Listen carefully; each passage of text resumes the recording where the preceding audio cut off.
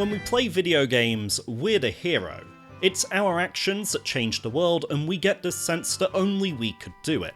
It's a power fantasy, giving us agency and significance within these virtual worlds that, in many cases, might be doomed without us.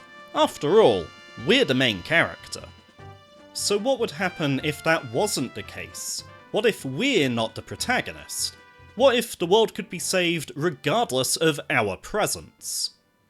These thoughts were constantly bugging me during my recent playthrough of Trigger Happy Havoc Danganronpa.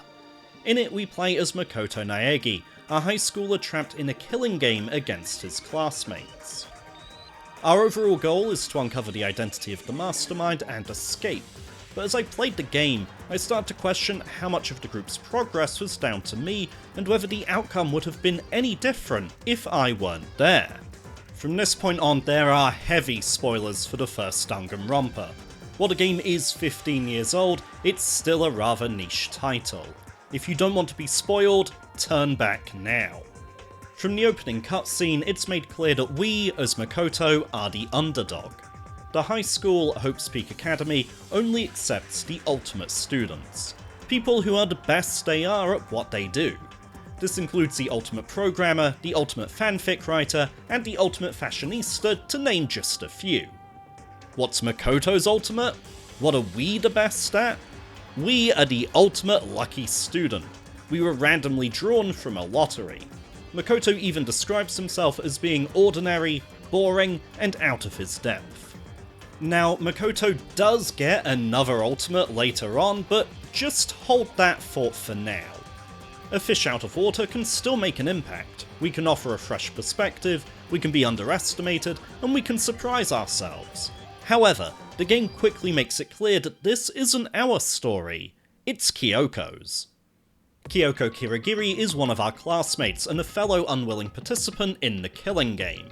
She comes across as distant, cold, and often splits away from the group to do her own thing. She's also just plain better at this than we are. As soon as the first murder takes place, Kyoko immediately figures it out. She knows we've been framed, she knows who the real killer is, and she knows exactly how they did it.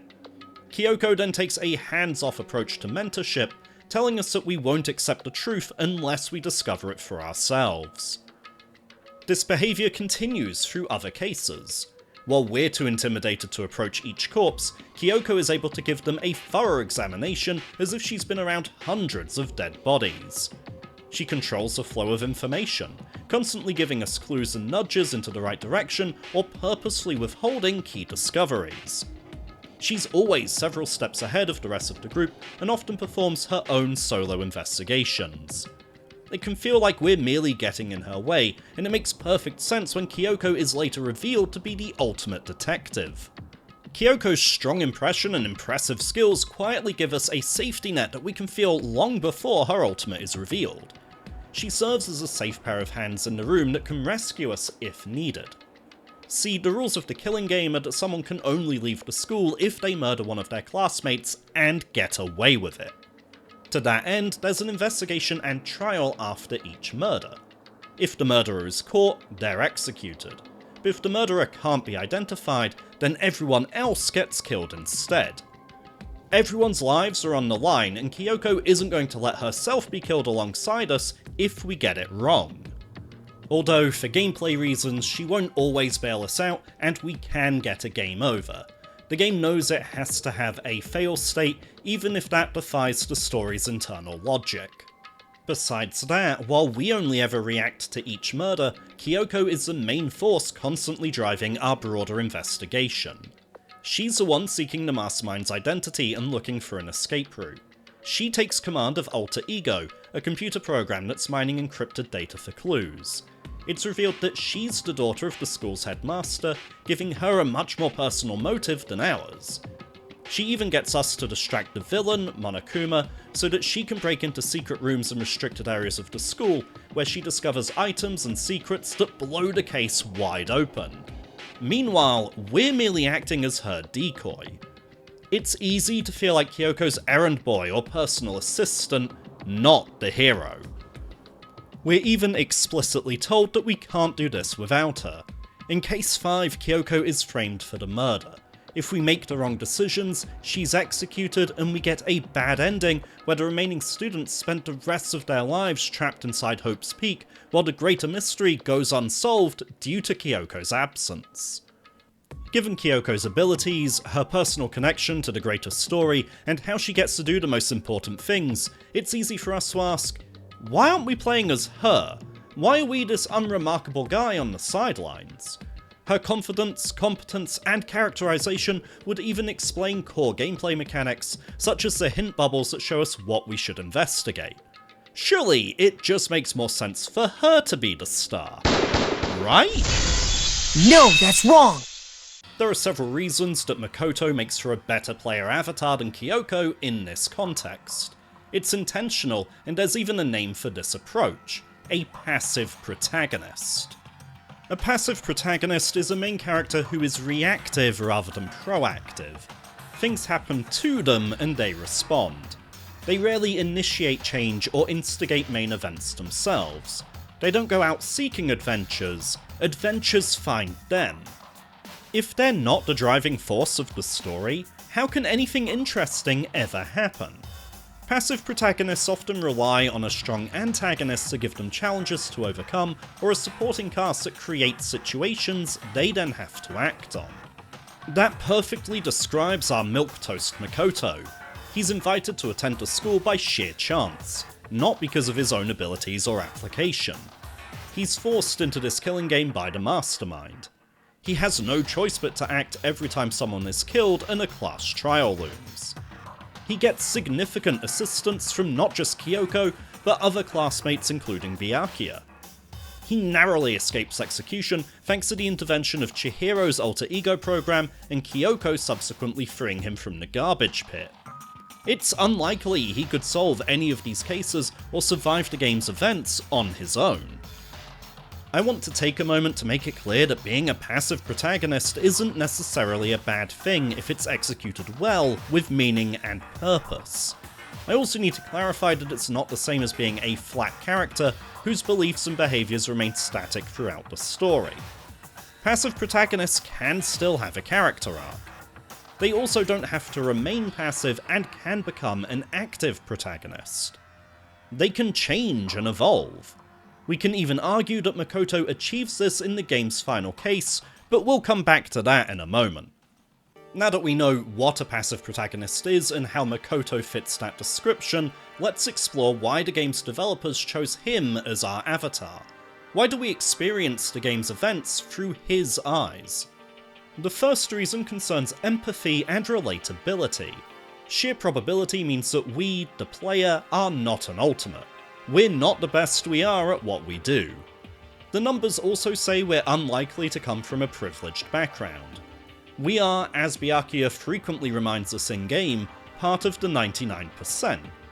Chances are we have no desire to murder anyone and would be horrified to discover a dead body.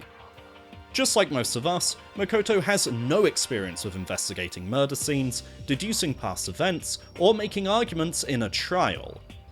We would feel just as out of our depth in this situation as Makoto does, especially when surrounded by classmates who do excel. This means that Makoto can serve a dual purpose as both a self-insert protagonist and a passive protagonist.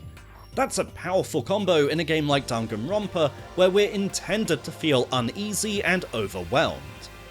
That brings us to the second reason: thematic tone. Makoto is the unassuming weak link and an easy mark, made clear from the very first case where we're set up to take the fall. The mastermind makes it very clear that their goal is to turn any hope we might have into despair. Monokuma is constantly giving us motives and incentives to kill each other. There are rational fears that there might be a spy in the group, or that one of our friends could actually be the mastermind, and this leads to a constant through line of tension. Despair is even built into the core mystery. The more we learn about our situation, our true relationships to our classmates, and what's happening in the outside world, the more we question whether we were better off not knowing. That ignorance might have been bliss. Let's imagine that we were playing as Kyoko, the ultimate detective. We're confident enough to take risks. We're comfortable around crime scenes, and we're determined to solve the wider mystery, regardless of how uncomfortable the truth might be. We don't fear our classmates because we know we can fend them off. We view Monokuma and the Mastermind as irritations to be dealt with, and we never question our ability to not only survive, but thrive in this environment. Suddenly, the game transforms from a tense game of cat and mouse where we're always looking over our shoulder, living one day to the next, to a power fantasy. That argument and approach can be applied to the entire cast. Let's ask ourselves, if not Makoto, then who? Byakuya comes from an elite background that's entirely foreign to most people. Hifumi is, let's be kind and say undesirable as a representation of ourselves. Sakura is a physical mountain of muscle. One classmate was already a straight-up serial killer before they came to the school. Hina is perhaps the closest fit. Besides being the ultimate swimmer, her behaviours and demeanour are closest to Makoto's and, most likely, ourselves. By flipping the question and going down the list of students, process of elimination style, considering what emotions the developers want us as players to experience, we realise that Makoto is the only viable candidate we could play as. We need to be upset, we need to be taught how to do things, and we need to have a tug of war between our hope and our despair. The ending also only works if we're playing as Makoto. A spoiler warning was already in effect, but I'm going to reiterate and double down on that right now. The Mastermind is revealed to be Junko, the ultimate despair. In short, she gets her kicks from people's suffering, including her own. Her goal has been to crush not only our spirits, but those of the outside world too. We learned that a great tragedy unfolded and the world ended. Hope's Peak became a shelter to try and safeguard the best and brightest children so that we could rebuild. Our class was the world's hope, and we willingly agreed to live out the rest of our lives in the school. Shunko set about eliminating that hope by stealing our memories. The cast had no recollection or knowledge of the tragedy.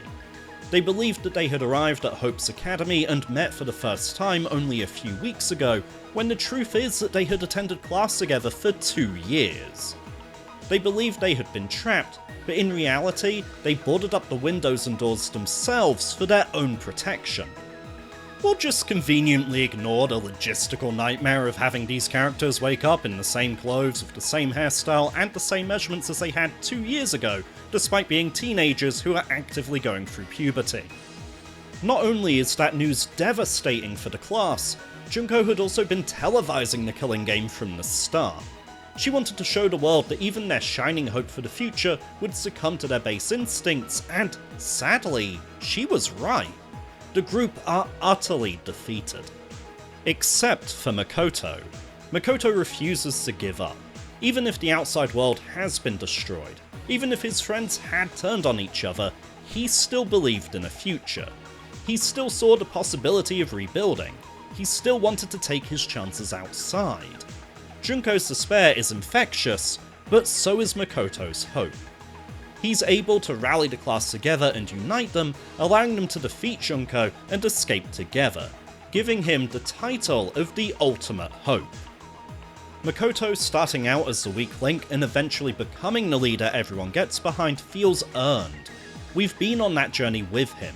We've helped craft that transformation and it feels satisfying.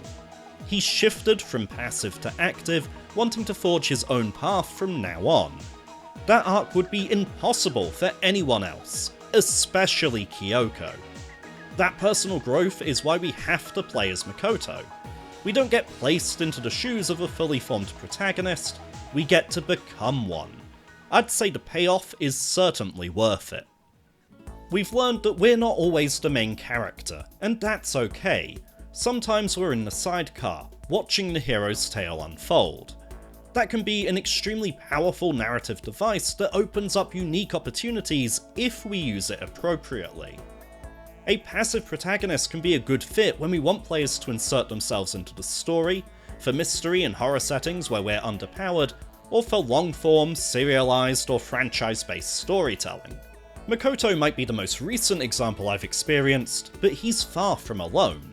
You can make arguments for Gordon Freeman, where the inciting accident first seems to be just that, placing him on a reactive back foot.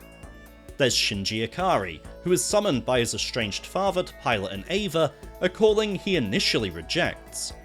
Or Frodo Baggins, who inherited the One Ring without knowing what it was, and only leaves the Shire because his life is in danger. All of these characters are unassuming at first, reluctant to act, and following along with someone else's plans or instructions. However, they all grow into their roles as heroes. Let me know about your thoughts on and favourite examples of passive protagonists in the comments. The channel's still small enough that I can read them all, and I'll see you again soon.